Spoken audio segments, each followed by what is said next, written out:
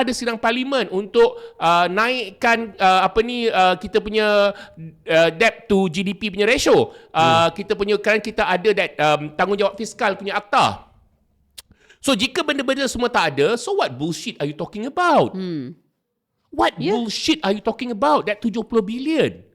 So Anas buat benda tu, kita sebagai rakyat yang boleh berfikir, masa tu saya bercakap Anas, dia orang sembang 70 billion, dia dah lebih daripada, ingat tak, kita had that discussion, kan? Mana pergi sidang parlimen untuk ni? Sebenarnya Anwar berbohong. Dia gambarkan subsidi seolah-olah dia cuba tipu kita dengan gambaran subsidi tu seolah-olah kerajaan keluar duit. Kau tahu tak 72 bilion yang ideal, Kementerian Kesihatan punya bajet setahun pun 40 bilion. Kementerian Pendidikan punya bajet setahun lebih kurang 50 bilion lebih. Bukan satu benda yang 50 bilion ni kau boleh sembunyikan tau. Bukan boleh tiba-tiba kau tengok kenapa? Mana 72 bilion ni tak ada pun. Kan? So, itu aku cakap, sebelum Anwar membohong kita, sebelum Anwar memberi gambaran yang kononnya kerajaan Madani ni, yang pro IMF ni, sanggup baik hati keluarkan 72 bilion untuk subsidi petrol, kita tanya dulu, Anwar, berapa banyak kau bayar pada Petronas? Setakat ni, cuba kau tanya orang kerja Petronas tu. Dia orang pun pelik, masa bila kerajaan bagi duit pada dia orang? Tengoklah apa ni kita punya financial statement of Petronas. Lepas tu, dia kena come clean. Kalau betul benda ni ideal, daripada awal dia akan kata, kerajaan membuat pembayaran subsidi kepada Petronas sebanyak berapa puluh bilion. Kepada Caltex, kepada Petron. Kita tak dengar pun.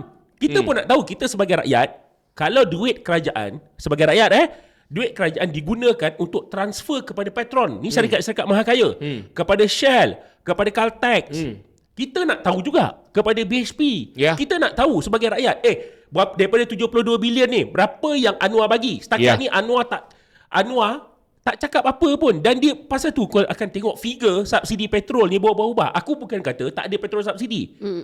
Aku tak tahu sekarang ni, kita tak tahu. Sebab lepas tu bila dia tak boleh jawab benda ni ideal, dia punya ceplos-ceplos dia, macai-macai dia akan pergi minyak Arab, import sweet crude, sour crude, Singapore refinery refining capacity Malaysia tak cukup. Tiga rasa crude. Minyak tiga rasa crude. Wah, dia pergi kan. Engkau akan confuse. Kita jangan confuse kan? Kita jangan confuse. Kita, contohnya, sebelum kita londehkan Anwar, tak nak cakap benda.